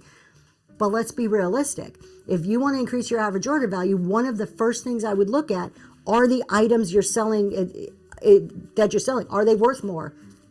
Okay. I can't still sell the same stuff and say, okay, my average order value is $8. I want to increase it to $15 and still sell the same stuff and expect people just to pay more because I want more. It doesn't work that way. You got to give them something for that. And Eve, I agree. We all try to source quality items. But I can have a quality item that's worth $5, or I can have a quality item that's worth $50. Right? Been looking for more unique items. And this is hard. So this, again, go back to when you're scaling. If you're selling a lot of $10 items versus $30 items, I have to sell a whole lot more $10 items to equal my goal amount than I do $30 items. So that logically tells me the higher quality, the more rare the item is, the more money I'm going to get for it, the less of those items I need to sell to reach my goals. So, and don't take that as I'm saying you can only sell that. I do a good mix of the two, but I understand the concepts of I need something to raise up that average order value in order to get the money I need to get out of a show. We already talked about how growth exposes your weakness. Let's talk about some signs. Once you got this in place, what are some of the things that are indicators that maybe you're ready for the next step? How do I know as a business owner, look, I'm doing really good. I'm ready for more and more and more. Because it's not just getting there, but it's knowing when to push harder to take it to the next level. We already talked about how revenue is a lagging indicator. So just because you're making more money doesn't mean, or just because you're making money in general, doesn't mean that you're ready for the growth. Revenue's lagging. What we want to look at is all the things ahead of that revenue as our indicators to tell us when we're ready. So your sell-through rate, we already talked about that. If you're close to 100% sell-through rate, if you're up there in the 90s, that's a good indicator that you may be ready for some growth. Now keep this in mind, just because your sell-through rate is there, if your net profit is terrible, you need to fix all those foundational things we talked about first. But let's just say those are in line and your sell-through rate is nearing that 100% mark, up there in the 90s. That could be a good indicator that, hey, maybe I should add some more items. If I'm consistently selling out a 100 item show, maybe I can go to a 125 item show now. Okay? Should we warn our customer if our items are going to go up?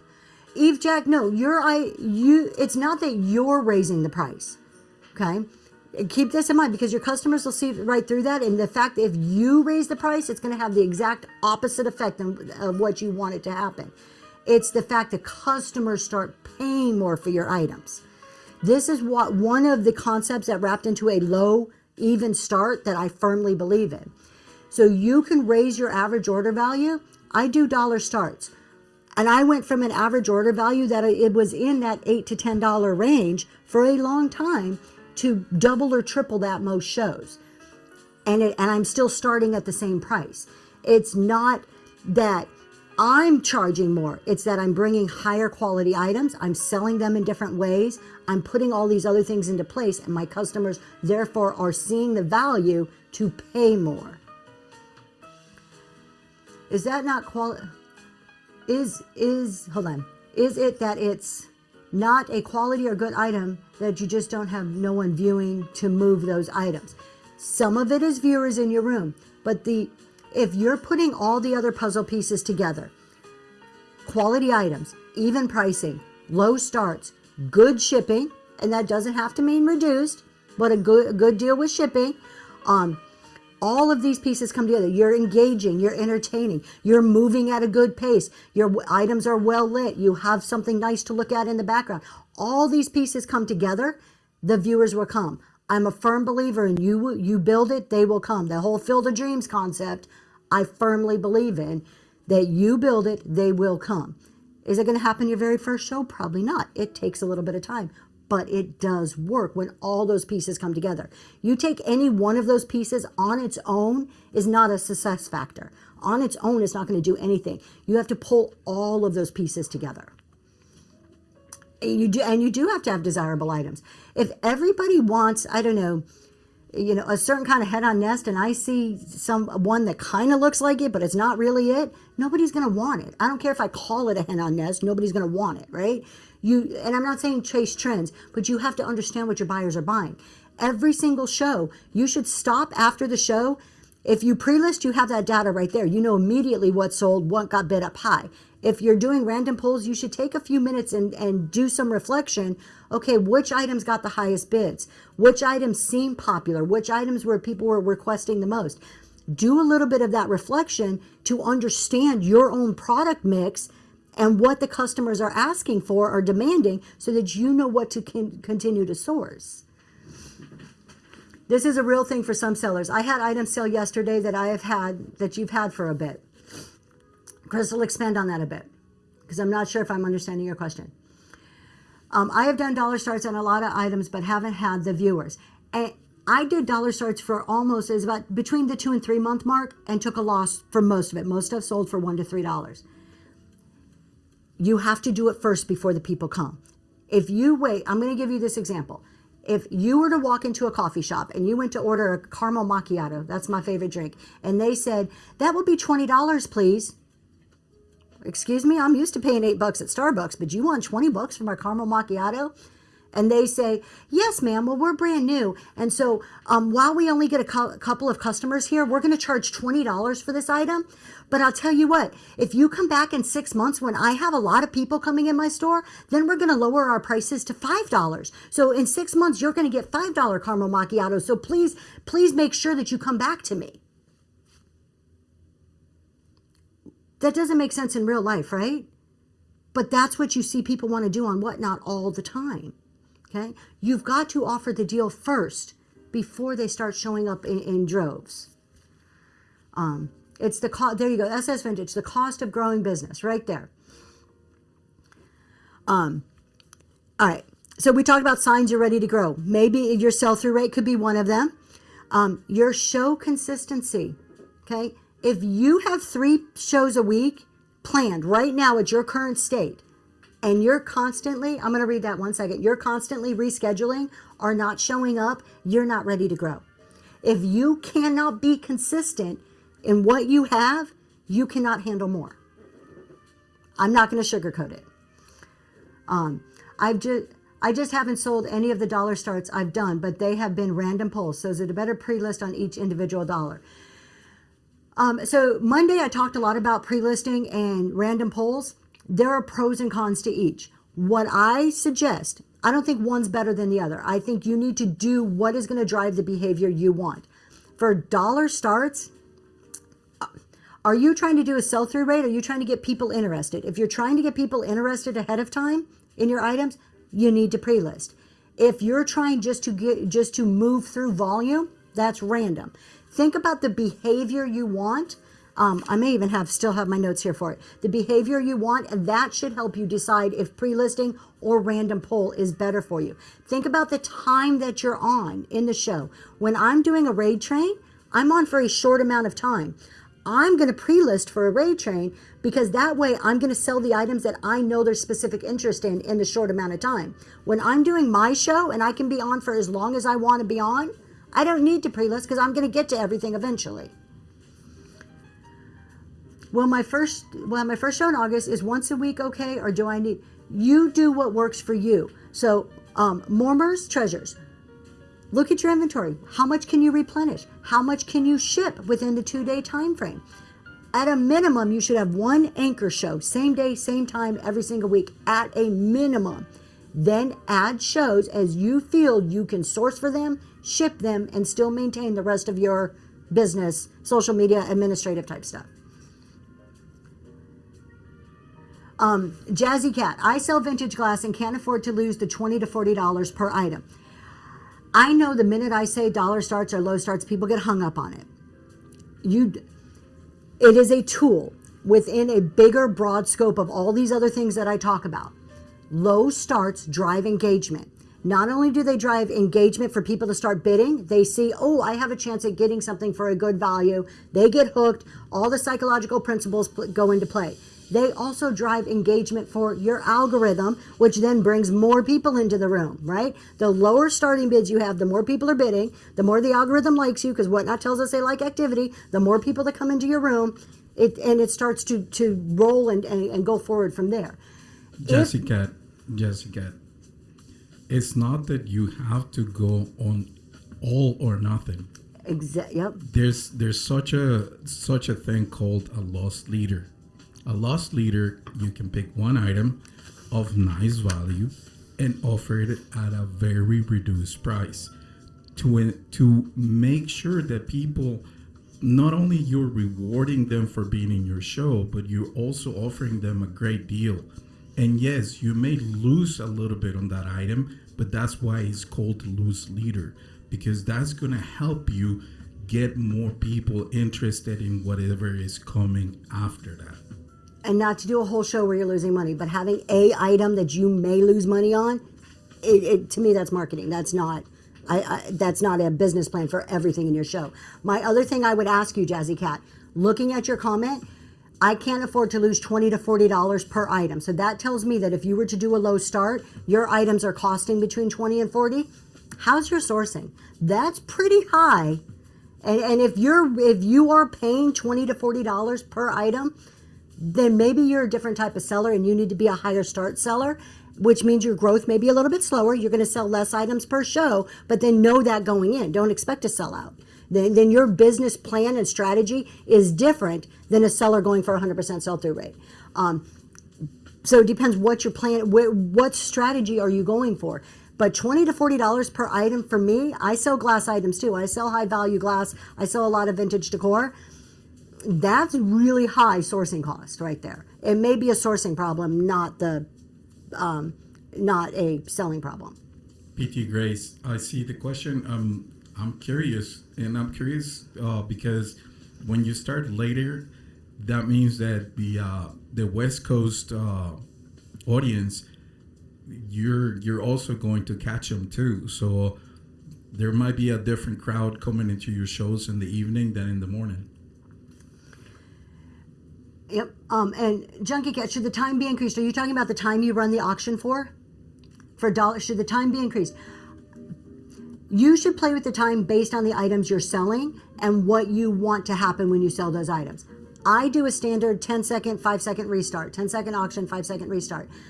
If I have a very high value item that I want to talk up, that I'm like, all right, y'all, take a minute, look at this. Look at the beauty of this one. Let's talk about it. I'm going to run this one for 15 seconds because I really want to make sure that you guys have enough time to bid on this. So I will talk about it. And that subconsciously is telling the audience, oh, this is something special. This is a higher value item. So you need to adjust your times based on what's happening. Now, on the opposite of that, if I have 40 butter pats and I did each one at 10-second, 5-second restart, halfway through people would get bored, leave the room, fall asleep. They wouldn't be paying attention. My prices would drop. So I may do a couple of them regular and then be like, all right, let's go to sudden death, you guys. Are you ready? We're going to 5-second sudden death for the rest of this pile. You've got to understand your inventory and read the room on what's happening and understand buyer behavior to some degree. Hidden Lane, have a great day. Have a good day. Thank you for being here. We buy followers versus unfollowers? PT Grace, well, she's thinking about that. and another thing that I'll be curious is, and I would consider thinking about is, how do you feel if you're running 2 shows on the same day in different times? How is your energy level on the second show? Is it the same, or is it better, or is it less than the first one? And PT Grace, I see nothing wrong with that. I used to do all dollar starts, and then I would do a reverse auction or something that was a completely different type of show. But you got to talk it up. You have to make sure people understand. You don't want your audience getting confused. That are they a dollar seller? Or are they this seller? As long as you can curate that and develop it where they know, hey, my morning shows or my dollar start shows come to these. And also, you've got to keep in mind, you do not want to give the perception that your dollar shows are your junk stuff and your high value, your evening shows are the good stuff. So you have to really create a good distinction where it doesn't look like that. That could easily end up being the perception, even if it's not the case, even if it's not true. That could end up being the perception, particularly on the same day, because it's so visible, the different quality within the items. Lori, she does a great job talking. I do a great job talking. Yes, too much. Should you? Okay, somebody asked. Hold on, I'm missing questions. I'm going back up to where I left off on, and I'll work my way through. Up North Vintage. If you clarified, hopefully I'll get to that. I'm not sure what you're talking about. You buy followers versus unfollowers. Should you put starting bid in your show title? I do if I'm doing dollar starts. I usually will, just so people can see it easily. I also tag. There is a tag when you're setting up your show that's dollar starts. Or if it's $3 starts. Yeah, I would. Crystal's newsflash, I quit. Thank you, Lori. Now I'm getting to the comment. Thank you so much, Lori. I appreciate that. Let's see. Crystals. I found out during the challenge that curating your shows matter. It does. And you can do a random poll show that's curated. What do I mean by that? I do random poll shows on Tuesdays. Does that mean I have never seen these items? No, I'm putting them on my shelf in a certain order. Do they all match under a theme? Are they curated? It's not necessarily that they're curated, but I have picked them for that show and put them in a specific order. That's a form of curating a show. And if you want to go even further, if you want to do fully curated shows, here's what helps you, particularly as a new person. When you do a fully curated show, like I'm doing all primitive decor. Part of the reason I do these on Saturdays is you can start to, when one thing sells, you use the arbitrary coherence method. When one thing sells, I'm all in my primitive category. It's easier for me to draw connections between two items that are primitive versus a primitive and an MCM item. So it allows me to help sell better when they're curated.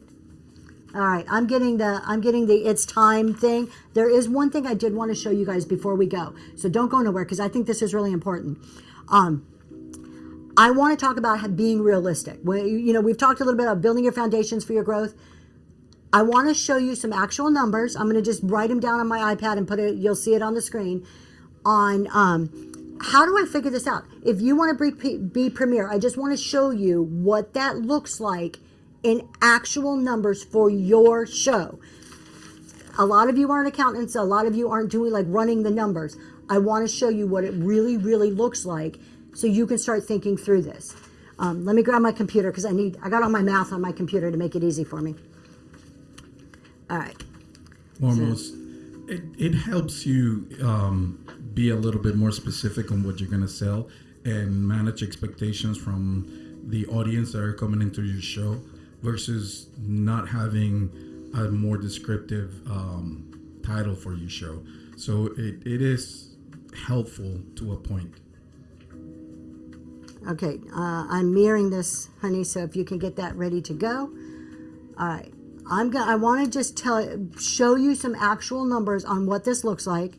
Let's see if we can get this going here. Let me pull up my math. Okay. Are we ready? I just want to show you what it looks like to be Premier. Hold on. There we go. Annual sales. You need $50,000 a quarter, right? So that's $200K a year in dollars, okay? Well, what happened? It's coming back. Don't go nowhere. It's coming back. Maybe. Do I need to mirror it? Yes. There we go. Okay. And I don't know how to get rid of this up here. How do I make this go away? I don't know. It's going to stay there. You need 200,000 minimum to be, that's 50,000 a quarter to be Premier. So weekly, what does that look like weekly that you would need to sell if you want to be Premier?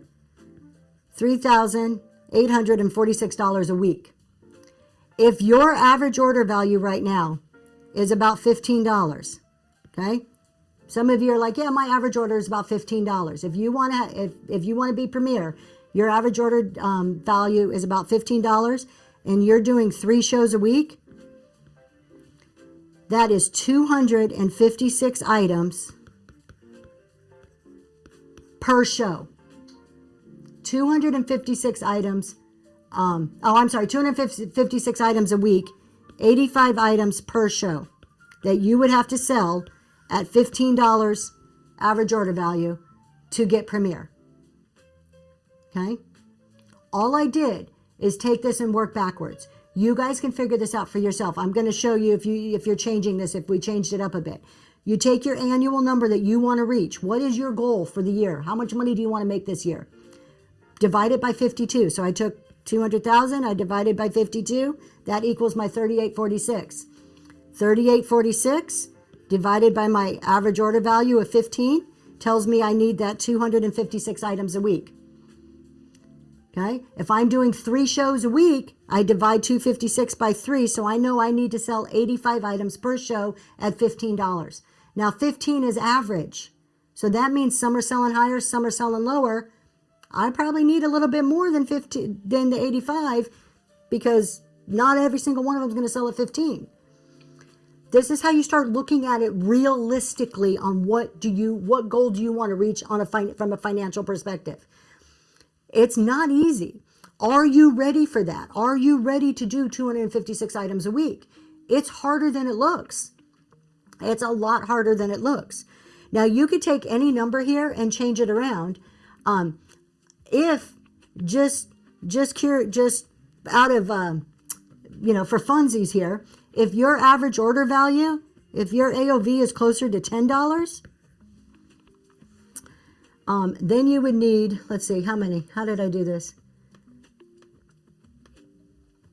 Oh, if your average order value right now is $10 and you're selling about 50 items right now, because this is probably more realistic. How many people can relate to this? I sell about 50 items per show, and my average order is about $10. That's pretty relatable to a lot of people. Okay, so how did I do my math here? I'm with Southern Charm. Let's just sell 4 items for 1,000. If you're selling about 50 items a week at $10 an item, that's $500 a week right now. You need 3,846 to be premier. And if you're currently at 500, that means you need to up it by $3,300 a week. Growth is difficult, you guys. Get your foundation. So that's it for the numbers. I don't want to bore everybody with a bunch of numbers. But I wanted to show you a legitimate way to work backwards from your goal to really see what it takes. Once you understand the volume of the number of items at whatever you're currently selling it for, then you start to understand the importance of, if I have a $10 average order value and I'm not making a lot of net profit, my first thing I need to do is up my average order value. The higher your average order value, the lower the number of items that you have to sell, the easier it is to start reaching these bigger goals. So really look, don't just say, oh, I want to be there. Here's the other thing. If you don't have a plan, if you're not planning for it, and you're like, okay, this is what I'm doing today, but I'm going to make this much money. Okay, well, first of all, do the math, figure out what it takes to make the money, but then how are you going to do that? After the math is done, how are you going to do that? How are you going to ship it? Do you have a shipping station set up? Who's your vendor to order shipping supplies? How far in advance? Are you ordering in bulk?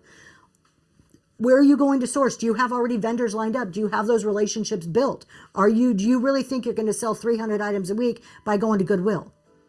Is that viable?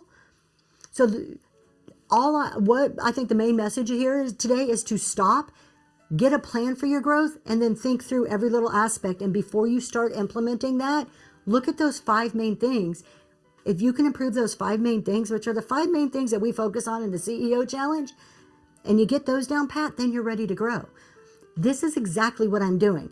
Those of you who have been around, Southern Charm could probably tell you, I love discounts. Those are 2 that have been really close to me throughout this whole process. That this is exactly what I'm doing to grow my business. I'm not giving you just a line of BS here, oh, go do this. And I'm doing it slowly and controlled with processes in place. I've hired a shipper, which happens to be my daughter. I work out of my home, so I'm very picky about who's going to come in here to help. So it's piece by piece. If I sell more, I have to ship more. Okay, well, how do I handle the shipping process?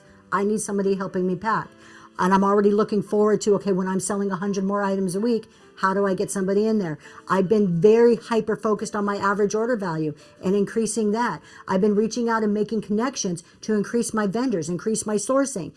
And I'm a geek. I'm a spreadsheet geek. Yes, I have it all planned out. But I have a monthly goal that breaks it down week by week of every single show, how many items I need to sell every single show, and what I expect that average order value to be for that show, and how does that total out to a week? How does that total out to the month? And it increases week by week or month by month to where 6 months from now, I should be hitting my annual goal that I want to hit. You can't just do it tomorrow. I can't wake up tomorrow and say, I'm going to be premier, I'm going to make $100,000 without a plan in place to get there. Now, I'll fully admit mine may be a little more like detailed because of the way I am, and I'm a little over the top like that. But you can't just hope that it happens. You keep doing what you're doing, you're going to keep getting what you're getting. So until you put a plan in place to change that, nothing's going to change. How do you pivot when the numbers don't hit? If the numbers don't hit for a week, I stop and say why. My first thing is I'm looking show by show. I look at the week total and I'm like, okay, which shows hit, which ones didn't? Why didn't they hit? I didn't hit for the last 2 weeks. I can directly correlate that to my Monday and Wednesday shows. We didn't sell because I was out of town and I didn't do a Tuesday show. I know exactly why they didn't hit. They were outlier weeks. Okay, so now I'm going to look at this week. Today's show's probably going to be less because you know what? I did a lot more talking today. This is my fault. I need to be better at making sure I'm selling in between my talking. So when they don't hit, you figure out why they didn't hit. What went wrong? Well, that's what I need to change for next time. There's always a reason why. Your numbers will tell you what's wrong. If you look at them and you're focused in, your numbers will tell you what's wrong. I found an on-call shipping help. Oh, that's cool. The Red Rooster, that is amazing. Shipping is one of the hardest things to tackle because we're very specific in the way we want to do it, and it's hard to relinquish that to somebody else. I'm totally incapable of details and planning. I've always been for 6 years, just wing it day to day completely. I don't think you're incapable. I think everybody can learn how to do things. Maybe not brain surgery, but everybody can learn this type of stuff. My child's 15, about to be 16. So she's almost 16. She wraps the stuff in bubble wrap. Now, sometimes do I need to go back and be like, this needs more wrapping? Yeah, sometimes I do. But I'm also checking as a business owner the quality of the work, just like you would with any other employee. I want to hire my son, but I need him to do it perfect. They're not going to do it perfect like you, but you can train them and pay them good, pay them for their time. I pay my daughter $15 an hour. If you're hiring, little tax piece on the side before we raid, if you hire your child, your dependent that's on your tax return, they are allowed to make up to, I don't know the limit off the top of my head, I didn't look it up before the show, between $13,000 and $15,000. If you're interested, DM me, I'll tell you the exact limit. I need to go look it up. $13,000 to $15,000 tax-free, meaning you don't need to do any payroll, no withholding, Social Security, Medicare, and you can claim that as a business expense. They don't have to claim it as income. It helps you, it helps them. I pay my daughter $15 an hour to work in my business. She keeps a time card. She gets quality control checks. She has to show up at 8 o'clock. I'll tell you, people who come to my shows, there was like the third week that after she started, she decided she was going to sleep in and not show up at 8 o'clock. How hard is it if you're 15 to get out of bed and walk downstairs to the basement of your home to show up for work? She has it pretty darn easy. I laid into her like nobody's business. I'm like, if you can't get out of your bed in your pajamas and come down to work, then you're fired. I'll find somebody else who can do it. Because that is the easiest way. And if you can't figure out how to do that, there's no way in hell that you're going to figure out how to get dressed and drive to a job and be there on time. So doing that in the home actually teaches us some really good skills. I'm wondering how difficult it is to pay the IRS. Is there something that gets done yearly or can be not deducted per sale? Ritz Warehouse, estimated taxes. Send me a DM. I'll send you a little bit more information. Okay, that's estimated taxes. DM me. I will not remember on my own. Send me a DM and I'll give you some more information on that. But I do have to raid. I do have to go to my full-time job today. So do you have our raid ready? Y'all, thank you so much for being here, for your purchases, for hanging out, for just being in the background. Even if you didn't say anything, I appreciate you joining our show. What do we do if Whatnot sends a 1099 because we don't make the threshold? You still report your money. It doesn't matter. Their compliance purposes has nothing to do with your responsibility. Track all of your income, your expenses, and you still report your money. All right. Bye, everybody. Hey, guys. Hang in. We're going to go visit a new seller. Let's give him a little bit boost and help him out. Just stick around for a little bit and see what this new seller has to offer. And throw some ducks in the chat when you get there. All right, let's see what she does.